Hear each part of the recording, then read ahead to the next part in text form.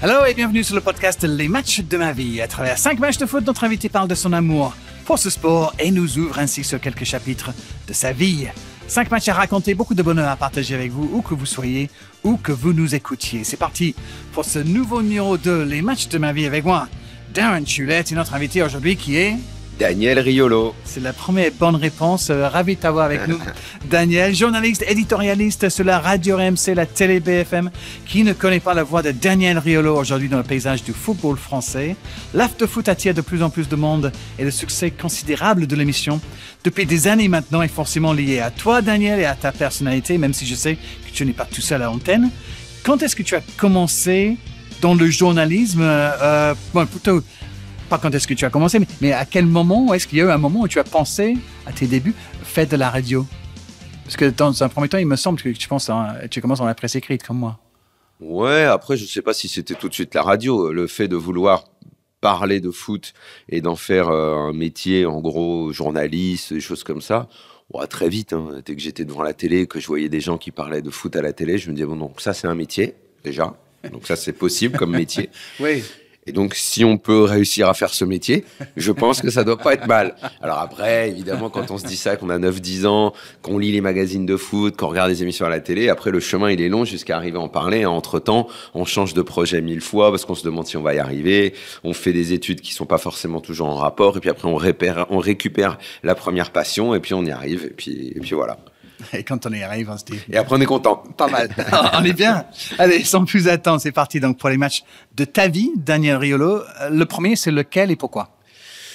Bon, alors déjà, je vais te dire en introduction, c'est très dur pour moi de faire ça. Non pas parce qu'il faut choisir, parce qu'en fait, le choix, on le fait, puis on peut lier les matchs les uns avec les autres. C'est parce que, comme tous les grands fans de foot, je suis très nostalgique. Et c'est beaucoup d'émotions de parler de certains matchs qu'on va évoquer ensemble.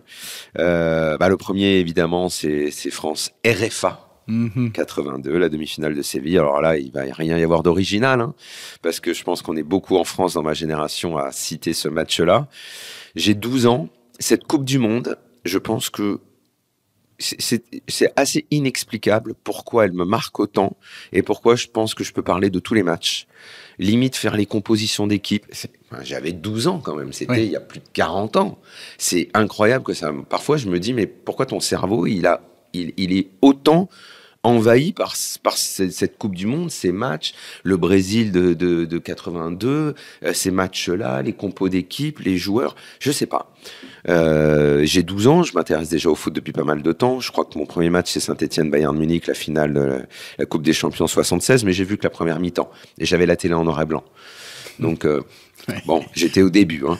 Après, il y a la Coupe du Monde 78, évidemment, où j'ai vraiment de très, très, très bons souvenirs de cette Coupe du Monde aussi. Et là, la Coupe du Monde, la France y est. 78, ils y étaient, mais tout le monde dit éliminé au premier tour. Alors, c'était presque une surprise qu'on y soit, parce que la France, elle n'existait pas dans le football à ce moment-là. Il y avait eu quelques épopées en Coupe d'Europe de clubs français, mais bon, ça gagnait jamais vraiment. Et là, ça a pas gagné, hein, 82. Mais c'était déjà... On va pas réécrire l'histoire. C'était déjà tellement incroyable d'aller si loin. Et alors, on se retrouve avec cette demi-finale qui a fait l'objet de pièces de théâtre, de livres, de commentaires en long et en large, tellement c'est une dramaturgie, tellement c'est tout, il y a tout dans ce match-là, quoi. Et évidemment, qui m'a marqué. Et alors, il faut savoir que moi, jusqu'à 12 ans, peut-être même jusqu'à 14 ans, le football, pour moi, c'était beaucoup de larmes. J'y allais tout le temps. Ah oui. Dès qu'on perdait, il y avait un truc, mon équipe perdait, je pleurais. Ouais. Voilà, je sais pas, pleurer, je sais pas, les matchs, dès que ça allait pas dans mon sens, je sais pas, ça me faisait pleurer. Donc là, évidemment, ça a pas manqué. Évidemment, là, c'était difficile de faire autrement. Je sais même pas si j'ai pleuré ou si j'étais tellement choqué que peut-être que les larmes, elles ont même pas coulé, tellement c'était c'est pas vrai, quoi. C'est pas possible qu'il est en train de se passer. Tellement d'émotions. Tellement c'était fort. Des hauts et des bas dans cette rencontre. Tellement c'était fou. Et donc, oui, c'est forcément le premier match. C'est tout. C'est l'histoire qui me lie à cette équipe de France, à Platini. Alors, je me voyais beaucoup dans Platini parce que Platini était franco-italien, comme moi, son père. Voilà, il y avait beaucoup de Alors, moi, j'imaginais beaucoup de points communs. Et cette année 82, elle est folle dans le foot. C'est l'année aussi où j'ai découvert qu'il y avait une équipe à Paris, qui deviendra mon club. La finale PSG Saint-Etienne, elle était également folle. Tous les matchs avaient des scénars de fou en 82, j'ai l'impression. Finale de la Coupe de France au Parc des Princes, PSG Saint-Etienne. Et je me dis, c'est le dernier match de Platini en France. Après, il s'en va. Et contre le PSG, je me dis, il y a une équipe à Paris. Parce que moi, je savais pas. Le foot, ça passait pas à la télé. La Ligue 1, ça passait pas à la télé. Pour moi, il y avait que Saint-Etienne qui existait. Et en plus, il y avait Platini qui y jouait. Et là, je me dis, s'il y a une équipe à Paris, moi, je suis ici, quoi. Donc, autant aller au match. Et puis c'est le soir où je suis devenu supporter du PSG. Donc, ça a été un premier moment dans ma vie. Puis après, la Coupe du Monde 82, qui a été plus qu'importante pour plein d'autres aspects qu'on va évoquer dans un instant, je pense. 12 ans, tu regardes ce match où alors? Tu te souviens? Sur une chaise. Pas un canapé, sur une chaise. Parce que je la mettais tout près de la télé. Ah oui. Parce que le canapé chez mes parents, il était trop loin de la télé.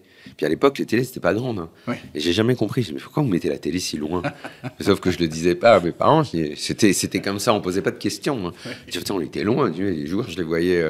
Donc je prenais la chaise et j'allais me mettre. Je pense que j'étais à 3 mètres de la télé, avec le coude posé sur la table et moi sur la chaise. Et puis voilà, quoi. Voilà, mon père était pas loin, évidemment. Il regardait. Je sais pas, peut-être lui, il était dans le canapé, même si c'était loin. Mais moi, j'étais tout près. Ah ouais. Il y a qui d'autre à la maison alors quand tu es en train de ma maman, elle regardait pas le foot, donc elle doit être en balade dans la maison. Ma sœur, elle était petite, donc je sais pas ce qu'elle faisait. Et donc il y avait moi les matchs de foot. De toute façon, c'était mon papa et moi. On était tous les deux, et puis on les regardait tout le temps ensemble. Et puis il y avait que nous, quoi. C'est tout. On était tous les deux. Il y avait pas d'autres gens. Non. Lui, il était fan de foot. Il est fan de foot et ça a toujours été un lien entre vous deux. Absolument, et surtout dans cette Coupe du Monde, parce qu'on vibre pas de la même façon. Parce que lui, l'équipe de France, il aime bien, mais il s'en fout un peu. Lui, c'est l'Italie. Il est jeune, il pensait maintenant, il doit avoir 40 ans, un peu plus de 40 ans, 42 ans, tout comme ça. Et il est dans un état pendant le match Italie-Brésil que... je crois qu'il est tombé malade, il a eu de la fièvre tellement les émotions étaient fortes dans ce match-là. Je me souviens de ma mère qui lui dit « Mais c'est pas possible de se mettre dans un état pareil, t'es complètement fou, machin. » Et il était en France, et donc, moi je suis pour l'équipe de France, lui il est pour l'Italie, mais je comprends pas pourquoi. J'ai pas encore fait le virage de ma binationalité, de ma double culture. Même en 78, le premier match des Bleus, c'est contre l'Italie. Et moi, je suis avec un copain, on regarde le match à la télé, et Lacombe, il marque au bout de 37 secondes, là, et je dis « Ouais !» Et là, mon papa qui dit « Calmez-vous, ça vient de commencer. » Et après, on perd. Et je me dis « Pourquoi il a dit ça ?» C'est vraiment qu'ils sont plus forts. Et évidemment, l'Italie, c'est toujours plus fort, quoi. Et voilà, et donc la 82, on est un peu chacun dans notre monde, quoi. Et donc, l'image, il y a tellement d'images de cette rencontre, évidemment, avec les tirs au but. Première fois qu'il y a des tirs au but à la Coupe du Monde, ça tombe sur vous, sur l'équipe de France. Toute la déception, le traumatisme, c'est pour ça que c'est resté autant dans les souvenirs des gens, tu penses? C'était le traumatisme d'être monté si haut à 3-1, être si près de parce qu'il y a plein de Graal. trucs, parce qu'à l'époque, déjà, le fait que tu joues l'Allemagne, c'est pas rien de jouer l'Allemagne. Parce que moi, à l'époque, je joue les petits soldats, et les petits soldats, il y a les Allemands, c'est les méchants. Les films à l'époque, il y a le cinéma du mardi soir à la télé, quand on n'a pas école le lendemain. Il y a beaucoup de films de guerre. C'est tout le temps avec les Américains qui aident les Français à gagner la guerre contre l'Allemagne. C'est tout le temps les méchants. Donc, tu vois, les Allemands, déjà, à la base, c'est pas, tu vois, ils sont pas gentils, quoi. Donc, t'as l'impression que c'est tellement cruel, ce match, que tu dis, je croyais qu'on avait gagné la guerre, là, on n'a pas gagné, là. Ils sont vraiment tout le temps méchants, ils sont tout le temps plus forts, quoi. C'est dur, quoi. Tu vis, non, le moment, il est très dur, quoi. La soirée, elle est très dure. Et pourtant, ton match numéro 2 va peut-être t'aider à surmonter cette déception, parce que, effectivement, ce n'est que 3 jours plus tard, la finale. Match numéro 2, pour toi, c'est la finale de cette même Coupe du Monde en Espagne, entre RFA, comme tu disais, et l'Italie. À Madrid, les Italiens qui vont venger les Français en quelque sorte. Comment tu le vis, ça? Et là, c'est très particulier parce que le match, la demi-finale, elle doit être le mercredi. Et on part en vacances le samedi matin. Et moi, je suis encore un peu triste. Et on prend l'avion. Et j'arrive là-bas. Et France-Allemagne, mais tout le monde s'en fout. Et moi, je suis content de retrouver tout le monde, la famille et tout ça. Et moi, je quitte un univers où j'étais triste et j'arrive dans la joie. La ville, notre petit village, il y a des drapeaux partout. mes cousins, ils préparent déjà où est-ce qu'on va regarder le match. On est où exactement? En Sicile, dans un petit village à côté de Palerme. Et ils préparent déjà, ils commandent déjà à manger pour la fête. Je dis, mais on est sûr qu'on va gagner. Ouais. Je dis, parce que c'est pas... Ouais, c'est bon, c'est gagné. Toi, tu dis on, quand même. Bah oui, parce que dès que... En fait, j'ai une fois toujours que tu es été... là-bas. En fait, ma binationalité, c'est là qu'elle prend tout... C'est là que je comprends vraiment le truc, quoi. J'arrive là-bas, je dis... Et je crois, honnêtement, je pense qu'au bout de 2 heures, j'avais oublié France-Allemagne. C'était le match pour la 3e place, il est le samedi soir. C'est France-Pologne. Je crois qu'on est chez ma grand-mère, il y a le grand repas familial, il y a tout le monde. Je regarde un petit peu, parce que la télé est allumée sur le match de la 3e place. Tout le monde s'en fout. Moi, je dis, je veux quand même regarder, parce qu'il y a 3 jours, c'était le match de ma vie. Oui. J'ai pleuré, c'était le truc le plus important de ma vie. Et 3 jours après, c'est déjà plus tellement important. Je regarde comme ça, je dis, ils ont perdu. Oh, bon, on s'en fout, parce que demain, il y a la finale.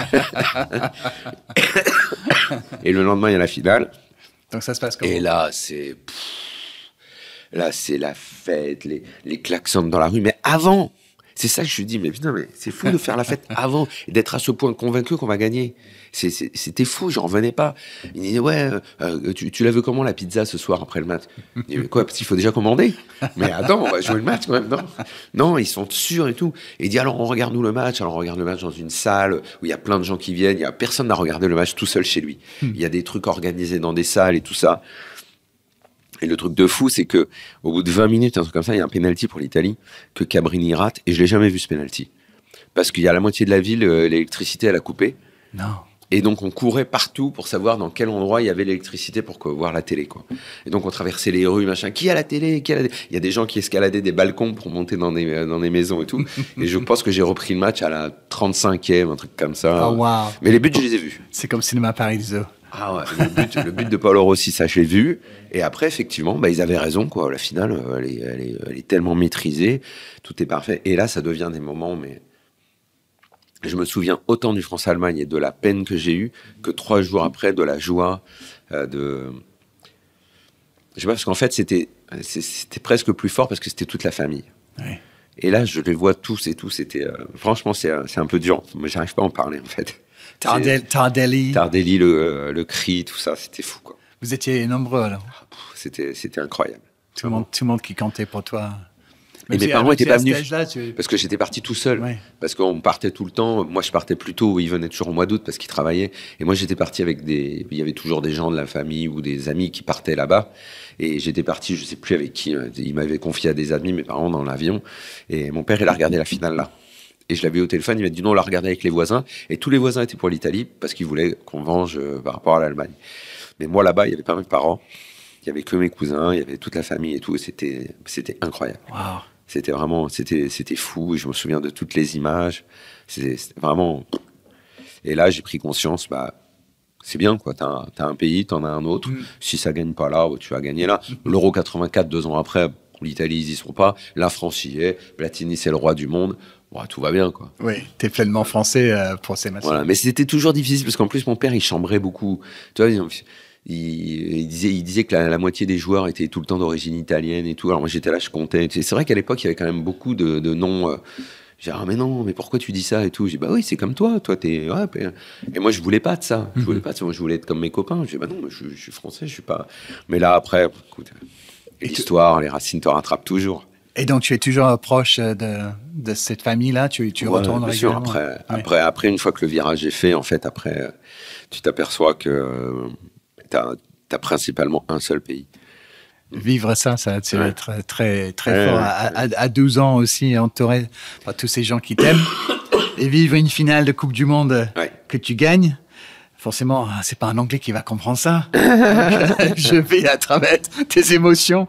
Ouais, Cécile, c'est comment alors, Cécile, quand on est gamin et on est en famille tout le monde est foot Tout le monde est foot. Moi, dès que j'arrivais là-bas, je mettais le pied là-bas. Le lendemain, je jouais tout le temps, toute la journée. Ouais. Je jouais toute la journée, sauf entre le déjeuner et 17h, parce qu'il faisait trop chaud. Donc, on attendait 17h. Et là, tu jouais sur des terrains pourris avec des ballons. Je sais même pas pourquoi on n'arrivait pas à avoir un vrai ballon, quoi. C'était toujours des ballons de merde. Ça, j'ai jamais vraiment compris pourquoi. C'est pas que ça coûtait cher, les ballons. Et donc voilà. Mais j'étais allé déjà, moi, parce que j'y allais tous les étés, j'avais déjà connu la Coupe du Monde 78 là-bas. Donc des gens m'avaient acheté le petit équipement. italien. On m'avait dit, mais c'est ça ton équipe, c'est ça ton équipement. J'ai pas de photo de moi avec un maillot de l'équipe de France. J'en ai pas. En revanche, à 8 ans, moi, le petit maillot italien, ça, je l'ai. Ouais. Parce que quand j'allais là-bas, c'était bizarre parce qu'ils m'appelaient le français. J'avais passé un été 78 horrible. Parce que comme l'Italie avait battu la France, j'avais pas le droit de jouer. J'étais que le gardien. Oh. Ils m'avaient mis que dans les buts. Et je prenais que des ballons dans la tronche, tout ça. C'était dur, c'était dur. Mais ça, tous les binationaux, ils connaissent le côté. Tu vas là-bas, t'es le français, t'es ici, t'es le petit italien. Ouais, le Francese. Voilà. Dans les buts. Et ils étaient tous pour la Juve là-bas? Beaucoup. En Sicile, c'est beaucoup... non. Ouais. En Sicile, c'est beaucoup Juve et Inter. Ouais. Dans la famille, c'est Juve et Inter. Ils sont partagés entre les deux. Palerme... non, parce que Palerme, c'est pour les gens de la ville. Mm-hmm. Nous, dans le petit village, on est les gens de la campagne. Donc, comme... Moi, je leur demandais toujours... On a une équipe à côté, il y a Palerme et tout. Eux, ils nous disent qu'on est des cutéreux parce qu'on est à la campagne, donc on va pas être pour eux. Donc on est pour la Juve. D'accord. Et à Turin, ils disent la même chose. Mais bon, c'est pas pareil quand même. Donc toi, plutôt Juve alors, parce qu'il y avait Platini? Oui, évidemment. S'il fallait choisir. Évidemment, mais moi j'ai club italien, non, autant la sélection, oui, mais les clubs italiens, j'ai pas. Oui, évidemment, tant qu'il y avait Platini, c'était. Oui, mais non, j'ai très vite été PSG, c'était mon équipe. Par exemple, je crois que dans les mêmes années, à la fin de l'année 82, justement après la Coupe du Monde, il y a un PSG Juve ici au Parc, où Platini vient et tout. Et je suis pour le PSG, je suis pas pour la Juve. Mm-hmm. Et pourtant, il y a Platini. Et il se fait siffler au Parc. Il s'est fait siffler? Il s'est fait siffler au Parc, oui, bien sûr. Ok, on avance encore, Daniel, avec match numéro 3 maintenant. C'est 8 ans plus tard. Tu nous emmènes une nouvelle fois à la Coupe du Monde, mais cette fois-ci, donc, la Coupe du Monde en Italie. Et tu nous as choisi la demi-finale à Naples, entre les Italiens et l'Argentine, ce 3 juillet 1990. Pourquoi? Alors, parce que c'est une des rares Coupes du Monde où l'Angleterre a brillé. Non, je plaisante. Demi-finale! On est tout près! Alors, c'est une Coupe du Monde. Alors déjà, j'ai 20 ans. C'est plus du tout la même chose. Je suis grand. Je suis totalement... j'assume totalement. D'abord, Platini n'est plus en équipe de France. On a changé de génération. Donc, pour moi, il n'y a qu'une seule équipe maintenant. Et cette Coupe du Monde, la France n'y est pas. Donc là, le virage, il est clair et net. Il n'y a plus d'équipe de France. Platini, il n'est plus là. Je m'en fous. Ma seule équipe, c'est l'Italie. Et en plus... c'est le fameux Italia 90. C'est comme ça qu'on appelait ça là-bas, Italie 90, avec le petit pins, le petit ciao là, qu'on avait reçu à la maison, nous avons envoyé. Mon oncle, il avait une boutique de meubles et tout, il était sponsor, et donc il avait tous les t-shirts, avec le petit machin et tout, donc c'était... Et cette Coupe du Monde, bah oui, on est favori parce que il y a un mix de joueurs de Milan. Et Milan à l'époque, ils sont injouables. Il y a quasiment toute l'équipe de Milan de temps. Il y a un peu des joueurs de l'Inter. L'Italie en 90, ils dominent le foot à 100%. Et le truc qui est particulier dans cette Coupe du Monde, c'est que pendant le premier match, alors que l'équipe elle est a priori faite, machin, il y a un mec sur le banc. Mais c'est qui ce gars? Pourtant, il joue déjà à la Juve, hein. Toto Schillaci. Et il est de chez nous. Et là, je me dis, ah ouais, il est sicilien, lui, et de Palerme en plus. Et à Palerme, et même dans le village, tu pouvais faire un cercle de 200 km autour, tu trouvais tout le temps quelqu'un qui le connaissait, même si c'était pas vrai. Même si c'était le beau-frère de ma belle-sœur, de mon cousin, qui l'a croisé un jour, on avait l'impression qu'il était de la famille à tout le monde, ce gars-là. Je dis, bon, on le connaissait pas, là, hein. Il rentre et il marque. Et il a cette espèce de tête là avec son regard de fou. Je me dis, putain, mais c'est génial. Parce que, tu sais, des footballeurs siciliens, on n'a pas les masses. Hein. Tu sais, nous, dans le sport, on n'est pas... Tu sais, les Siciliens, nous, on a quelques intellectuels. On a une très belle région. Mais faire des footeux ou faire... on n'était pas vraiment connus pour ça. On était connus pour un peu des mauvaises raisons. Mm-hmm. Et là, on a un gars... Bah alors là, ça devient l'idole, quoi. Il marque. Et en plus, sur le banc, t'as Schillaci, à côté de lui, il y a Baggio. Ouais. Et les deux vont devenir, mais alors, Baggio surtout, ça veut dire mon idole totale, qui va rater, qui va être pour moi une des plus grandes déchirures avec la finale 94, où il rate son penalty. Mm-hmm. Ça, c'est une image vraiment qui m'a fait mal pendant des années. Et là, il rentre, il n'est pas titulaire, et puis il termine titulaire avec Schillaci. Et ils vont à la demi-finale, et tous les matchs, tu les gagnes, et puis alors on appelle ça les note magiche d'Italia 90. avec les matchs à Rome. Évidemment, tu sais, le pays organisateur était toujours un peu favorisé. Et là, il y a cette demi-finale, c'est à Naples.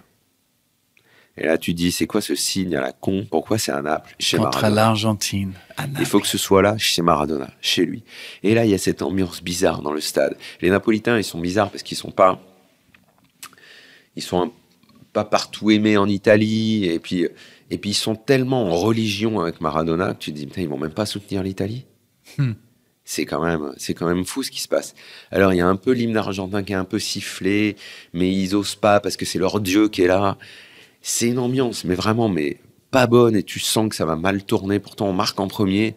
Après, il y a ce but à la con, là, de Caniggia, là. Ils sont dominés, on est plus fort, et puis ça va jusqu'au péno et on perd. Et là, c'était terrible. Là, c'était dur parce que cette Coupe du Monde, on devait À la gagner, maison. quoi. Toi, t'étais où, On alors, devait pour ce gagner. match-là? En France. Et j'y suis allé après, là-bas. Donc, je l'ai vu ici. Je me souviens parce que j'avais trouvé un travail d'été, parce que j'avais 20 ans, et donc l'été, je travaillais un petit peu. Ouais. J'avais trouvé un travail dans un camping. Et donc, le match, je l'ai vu ici. Ouais. Et Si j'étais vous avez des triste. photos de Daniel Riolo au camping de... Camping du Bois de Boulogne, à camping Paris. de Bois de Boulogne. Il y a un camping à Paris, les gens ne savent pas parce qu'il est réservé aux étrangers. Oui, j'ai passé dessus l'autre jour, effectivement. Voilà. Juste en face, presque de l'hippodrome de Exactement. Longchamp. Oui. Ok, donc tu es en souffrance avec Ouais, cette défaite de l'Italie qui ne va pas en finale de sa Exactement. propre Coupe du Monde. Exactement. Et en plus, autant Maradona, ça va devenir quelqu'un que je vais adorer, mais plus tard. À l'époque, je l'aime pas. Ah oui? À l'époque, je l'aime pas parce que, en fait, c'est le gars que tu es obligé d'admirer parce qu'il est trop fort. Puis tu l'aimes pas parce que c'est un sale mec. Et puis il était à Naples. Naples, c'était pas mon équipe. Mais même mes cousins qui étaient Juventins, ils disaient putain, il est fort. Ouais. Il est fort. Tu sais, ça me rappelle cette anecdote que racontent les supporters de Liverpool au sujet de George Best. Ils disent évidemment, Liverpool et Manchester, on peut pas se blairer. Et évidemment, on dira jamais qu'un joueur de l'autre équipe est fort. Il dit, mais il y a un joueur qui donnait pas de réponse, il faisait qu'on tournait la tête. C'est aux gens de Liverpool, vous pensez quoi de George Best? Et il répondait pas, il tournait la tête. Et là, c'était un peu ça. C'était Maradona, on répond pas parce qu'il est tellement fort, on tourne la tête pour pas dire, oui, c'est vrai, il est fort. Ouais. On préfère rien dire. Quoi. Respecter quand même. Voilà. Ouais. Donc Maradona va en finale, effectivement. Mais tu avais dit en blaguant que l'Angleterre était bon, effectivement. On aurait dû être en finale contre Maradona pour prendre notre vengeance après la main du diable 4 ans auparavant. Mais sauf que vous, à chaque fois que vous croisez l'Allemagne, voilà. c'est un cauchemar. Bah voilà, tir au but. Et on perd contre les Allemands. Voilà. Et c'est l'Allemagne qui gagne. La finale avec ce fameux... Tu te souviens de cette histoire de Brême qui tire le penalty? Oui, qui le tire du pied droit. Oui, alors que... Incroyable. Mais oui. Incroyable ce type. Finale où tout le monde a dit qu'on ne voulait pas faire gagner l'Argentine, que l'arbitre mexicain, parce que le pénalty est un peu limite et tout ça, et Maradona parce que l'hymne argentin est sifflé à Rome pour la finale et on le voit qu'il lit sur les lèvres, on voit qu'il dit, je sais pas si c'est fils de pute ou un truc comme ça. Voilà, ouais, drôle de Coupe du Monde, effectivement. Tu as 20 ans, donc, à cette époque-là. Tu es, pendant cet été, au camping du Bois de Boulogne. Et tu en es où tu sais ce que tu veux faire, ce que tu vas devenir? Je suis en fac de droit. Donc voilà, je sais pas trop où je vais aller. Je sais juste que c'est un été qui est un chouette été parce que j'ai ce travail là qui est bien. Et puis après, je pars aux États-Unis tout seul. Ah oui? Ouais, dans ma famille, parce que j'ai la famille à Los Angeles. Parce que les Italiens et les Siciliens, ils sont partout.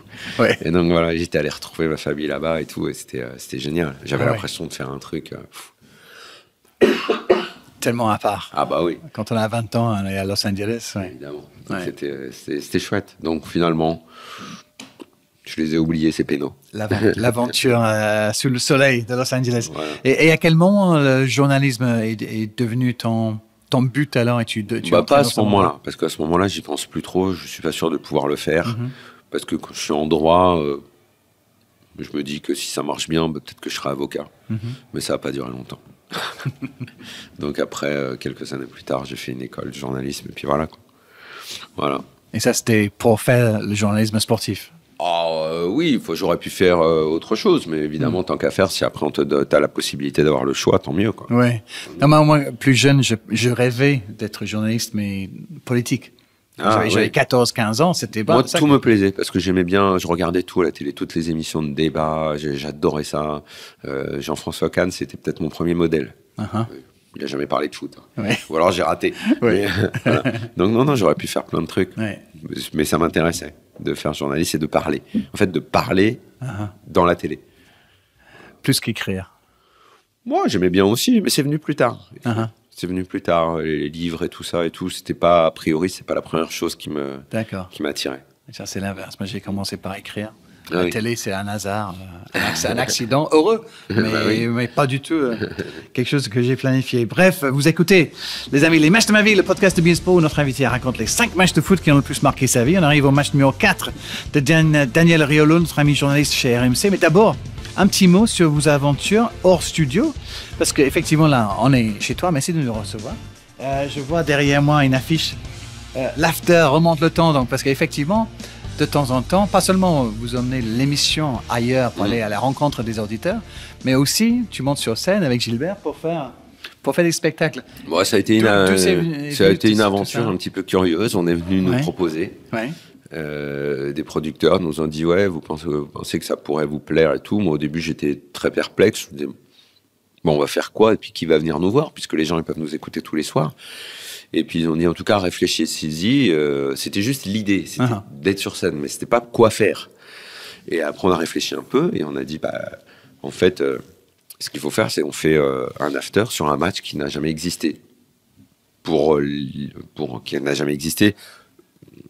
Pour l'after en tout cas, que nous on n'a jamais traité, c'est-à-dire après la création de l'after, après. Donc il fallait que le match ait lieu antérieurement à 2006. Et donc voilà, donc l'idée est venue. Après on a écrit et puis après pour nous c'était naturel quoi. Moi je te dis pas qu'on n'était pas méga stressé une demi-heure avant de monter sur scène, mais on était rassurés parce que moi, ce qui m'a le plus angoissé, c'est qu'il n'y ait pas de gens qui viennent. Donc, le théâtre, l'avantage, c'est que tu sais quand les places elles sont vendues. Donc, les places étaient toutes vendues. Donc, après, ce qu'il fallait, c'était juste assurer, être bon, et puis voilà. Donc, c'était stressant, mais excitant. Donc, comme on avait bien préparé le truc, on a eu la surprise préparée que Luis Fernandez vienne avec nous, puisque notre match, c'était France-Brésil 86, que j'aurais pu prendre dans les matchs d'une vie d'ailleurs, mais bon, il y en a tellement.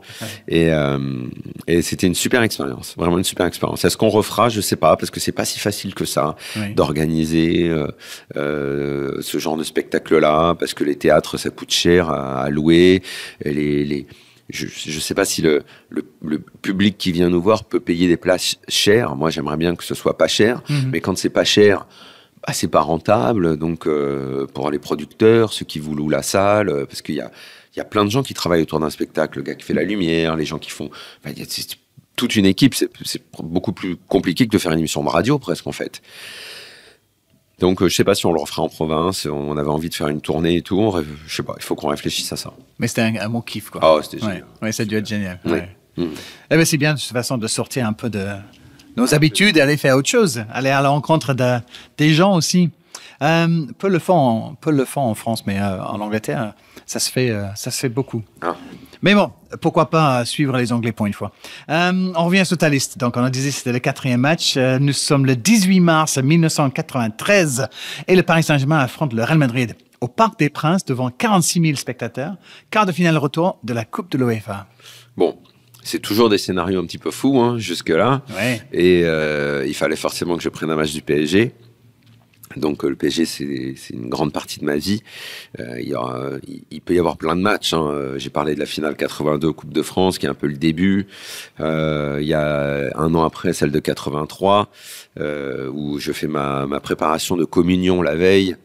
Et je peux pas voir le match en entier avec un œil sur la télé. Il faut essayer les vêtements et tout. C'est compliqué. Spécial, ça me relie beaucoup à Luis Fernandez, qui est quelqu'un que j'adore, avec qui j'ai bossé, avec qui j'ai fait un livre, qui était un de mes joueurs préférés. Il y avait Platini et il y avait lui. Donc j'ai plein de liens. Le PSG, c'est vraiment toute ma vie.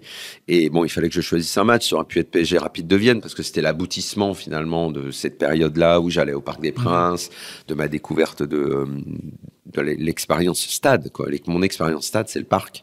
C'est le Parc des Princes. Et le plus grand match, je pense que c'était celui-là, parce que le scénario, il est fou, parce que c'est le Real, parce qu'on avait une équipe magnifique. Et ce match, parce que mine de rien, il y a pas mal de déceptions jusque-là. À part la finale Italie RFA, le reste, c'est plus des larmes. Oui, oui, effectivement. Voilà. Ouais. Tu nous avais promis des larmes. Et celui-là, alors, j'étais, mais je me suis abonné l'année d'après. J'allais toujours au stade et là, c'était super dur de trouver des places pour ce match. Et donc, on était allé. C'est pourquoi? Parce qu'il y avait 2 Anglais au stade ce soir-là qui avaient shippé des places. Oui, j'étais là avec mon pote. Je voulais t'emmener le billet pour te montrer parce que je l'ai retrouvé récemment à la maison. C'était mon premier match au parc. Ah ouais, incroyable. Quelle chance. Bah oui, tu m'étonnes. Extraordinaire. Et donc, on vient la veille avec des copains pour tourner autour du stade et pour trouver des places. Et on a acheté des places au marché noir. 200 francs. Donc, c'était cher quand même. Mais ça nous semblait impossible de rater cet événement. Donc on les a achetés, on est rentré à la maison et puis le lendemain on est revenu. Et puis alors à l'époque quand on allait au parc on venait 2 ou 3 heures avant, le temps de garer la voiture, manger les sandwichs, tout ça. T'es dans quelle tribune là? Et Auteuil. Ah, j'étais en Boulogne. Et Boulogne il n'y avait plus de place parce que c'est là où il y avait tous les supporters. Il y avait que là-bas qu'il y avait vraiment des supporters. Mais là ce soir-là, bon ben à Auteuil il y a beaucoup de monde, il y a une ambiance incroyable, mais incroyable. Le bruit de ce soir-là, à un moment, ça fait mal aux oreilles, parce que le scénario fait que quand Ginola met le 2e but, mais on est soulevé, j'ai eu l'impression que tout allait s'exploser, tellement la joie, elle est immense. Après, il y a le 3-0, ça fait un peu moins de bruit, et alors, quand Zamorano, il marque, mais il y a eu, là, quand on parle de climatisation du stade, là, c'était fou. Et je les avais même pas vus jusque-là. Il y avait des supporters du Real dans le virage à côté. Et là, je tournais la tête, je disais, évidemment, dans ces cas-là, t'as pas des mots gentils qui te viennent. Et là, regarde-les, moi, ceux-là. Et là, je me suis assis. Et en fait, je pouvais plus bouger. Alors que tout le match, j'avais été debout. Là, j'étais assis, et j'avais la tête baissée. Je disais, c'est pas possible. J'avais même pas envie de voir la prolongation. Parce que le but signifiait prolongation. Ouais, normalement, c'était pas fini. On est parti. Mais j'étais abattu, je voulais pas et tout. Et puis là, il y a eu le dernier coup franc. Donc de Valdo pour le but de Comboiré. Je sais pas si je me suis levé ou si j'étais assis, mais en fait, j'en revenais pas. J'étais... je sais pas, c'était une folie comme on n'en vit pas beaucoup dans un stade. Hein. Et c'était extraordinaire. Et je me souviens qu'on avait emmené un gars de la fac au match et il n'était pas tellement supporter du PSG. Et il a dit, vous avez perdu 3-1 à l'aller et tout. Et lui, il préférait un peu Saint-Etienne à l'époque. Je lui ai dit, tu nous emmerdes avec Saint-Etienne, tout. Viens, on va voir le match. Donc on l'avait emmené. Il avait payé la place quand même. Hein, il avait dit. Et il dit, c'est tellement impossible. Si jamais vous gagnez ce match, j'abandonne Saint-Etienne, je suis un supporter du PSG. Le lendemain, il a dit, on n'a plus jamais entendu parler de Saint-Etienne. Il est devenu supporter du PSG. Voilà. Pour moi, c'est une perf extraordinaire, avec 4-1 à la fin, avec cette tête de Comboiré, qui avait déjà marqué de la tête contre Anderlecht au tour précédent. En 8e de finale, absolument. Oui. Mais là-bas. Là-bas, effectivement. Exactement. Ouais, parce qu'au parc, ça avait fait 0-0. Ouais. Et un partout là-bas. Donc les frissons de cette rencontre-là qui restent dans ta tête. Ouais. Ah ouais, c'était fou. Finalement, les matchs, c'est quand même quand on est jeune, hein, ce qui marque le plus. Hein. N'est-ce pas? Alors après, est-ce que c'est parce que, surtout après quand tu travailles dans ce métier-là, tu es obligé de mettre un petit peu d'émotion de côté parce que le but est quand même que tu sois objectif et que tu essayes de rester dans ton métier. Et à partir du moment que j'ai commencé ce travail, j'en ai moins qui m'ont marqué ou qui m'ont mis dans un état d'émotion très forte. Je pense qu'il n'y en a que 2. Il y a le PSG-Barça, la remontada, où vraiment ce soir-là, je me souviens parce que j'avais vu le match enfermé dans une salle à RMC, parce que je déteste regarder les matchs quand je vais travailler avec plein de gens, parce que ça parle, ça fait des commentaires et tout. Je veux rester tout seul. Et là, je m'étais enfermé dans un espèce de studio. En fait, j'ai eu tellement mal à la tête, à cause de l'émotion, que j'avais la tête j'ai l'impression que j'allais exploser de la tête. J'étais mal. C'était horrible. Je me disais, mais c'est réel ce que je suis en train de voir. C'est fou. Et il n'y en a pas eu beaucoup à partir de quand j'ai bossé. Et l'autre, je crois que c'est mon dernier match. La transition est toute faite. Donc, le dernier match, c'est pas pour faire plaisir aux Français, celle-là, parce que maintenant, c'est la finale de la Coupe du Monde de 2006 en Allemagne. Finale entre la France et l'Italie.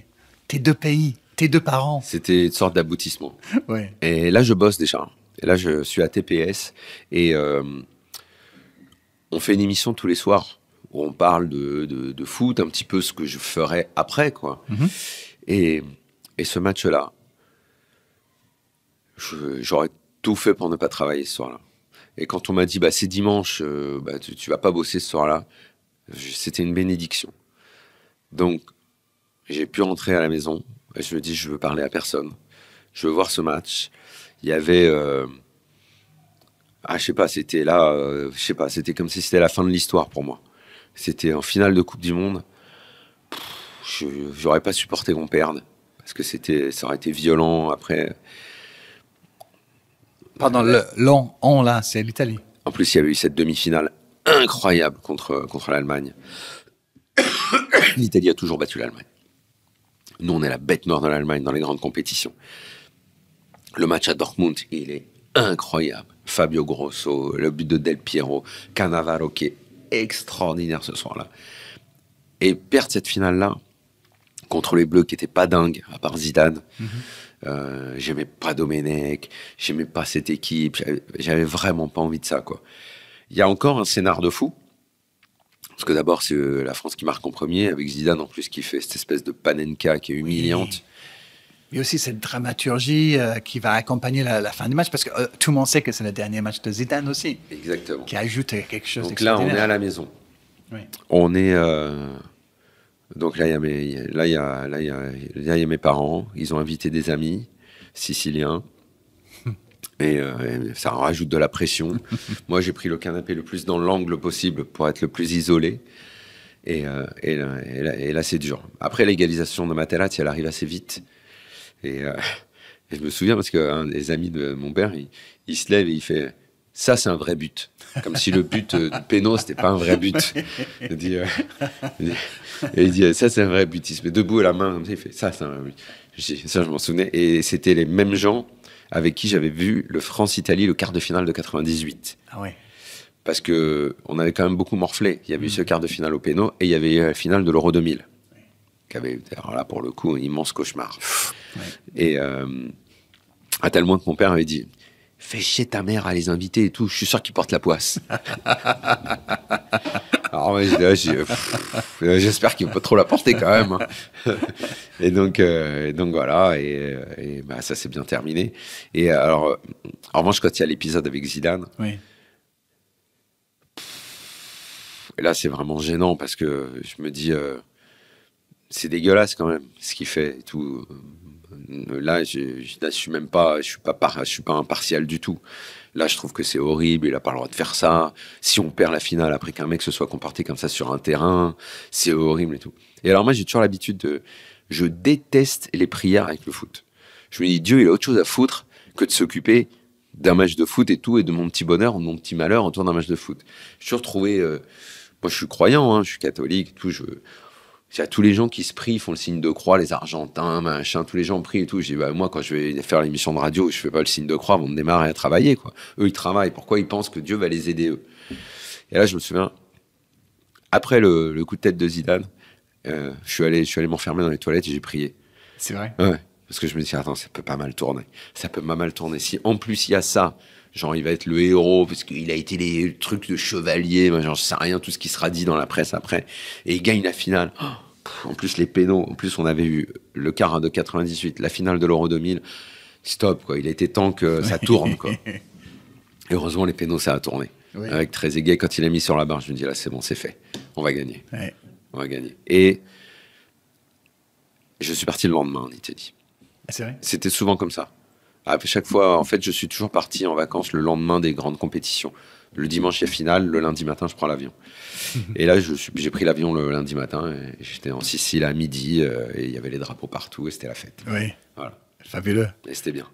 Cet été-là, j'étais parti en Italie aussi. Malheureusement, pour moi, en quelque sorte, j'étais avec ma famille. Donc, mes filles qui sont moite-moite, hein, françaises, anglaises. Mais avec des amis français. Donc, partout où on était, ça parlait français. Donc, évidemment... Les Italiens étaient trop contents de nous voir. Ils disaient, parler de la finale. Et moi, à chaque fois, j'étais non, inglese. Je ne suis pas avec eux. Hein. Ok, donc on termine quand même sur une victoire et des larmes de joie plutôt que des larmes de tristesse. Voilà. Bah, effectivement, tu avais quand même choisi 2 défaites pour l'équipe de France dans ta liste. Et on le disait, il y a 4 matchs de Coupe du Monde aussi. Donc, qu'est-ce que ça nous dit de toi? C'est les grands tournois qui te passionnent le plus. Ouais, c'est là où j'ai le plus de souvenirs gamin. Franchement, si j'ai élargi la liste, je pense que je mettais Italie-Brésil 94. Parce que c'est Baggio et c'est une de mes idoles. Et la façon dont il a pris l'équipe pour l'emmener jusqu'en finale. Ça jouait mal, mais on gagnait. Donc c'était... Puis j'avais toujours l'impression que nous, on allait tout le temps loin. 90 demi-finale, 94 on va en finale. Et puis on était imbattable en dehors des pénaltys. Nous, pour nous battre, c'était... J'adorais cette phrase de Platini, il disait toujours « Au minimum, l'Italie, ils sont durs à battre ».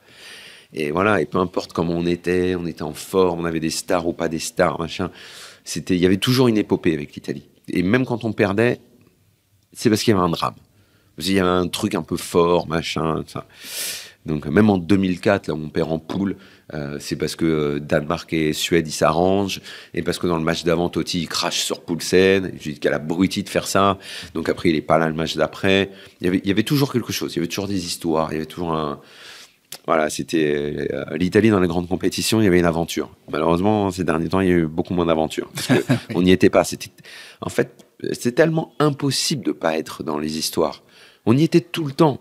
Et quand en 2010 ça a commencé, qu'on est éliminé en poule, ça n'existe pas d'être éliminé en poule. Et après on va pas à la Coupe du Monde, on rate des compétitions. Ça a été un tournant assez violent quand même. Daniel, le seul tournoi où l'Italie a bien fait récemment, ça a dû être contre l'Angleterre. Ça a dû tomber contre nous pour gagner l'Euro. À Wembley en plus. C'est vrai. Bon bref, tu as commencé ta liste. Tu étais avec l'équipe de France, tu étais français. T'as fini avec France-Italie en finale. Et au milieu, je suis parisien. Et au milieu, je suis PSG. Voilà. Donc, c'est un peu tout de toi. C'est ça. C'est ça, exactement. C'est formidable. Merci beaucoup d'avoir partagé tout Merci, ça Darren. Avec nous. Un dernier mot pour la route? Quelque chose à ajouter? On a tout dit, je pense. Je pense qu'on a tout dit. Absolument. C'est formidable. Merci beaucoup. Merci encore à toi. Une fois. Merci pour ces moments de vie. Je te souhaite plein d'autres matchs mémorables à venir quand même. Et on te dit à bientôt à la radio. Merci à vous, chers auditeurs, de nous avoir écoutés. Si le podcast vous plaît, n'hésitez pas à partager avec vos amis, sur vos réseaux sociaux, sur la plateforme où vous nous écoutez. Vous avez à disposition désormais plus de 40 épisodes de Les Matchs de ma vie avec des invités aussi divers que François Hollande et Vincent Delerme, Nathalie Yanetta, Robert Pires, Marcel Desailly, Laure Boulot. Bref, il y a plein d'épisodes. Vous pouvez écouter à votre loisir, dans les transports, dans votre lit ou le lit d'un autre, pourquoi pas. Et tout ça pour rien, c'est gratuit, profitez-en. Régalez-vous et à très vite pour un nouvel épisode de Les Matchs de ma vie. Bye bye.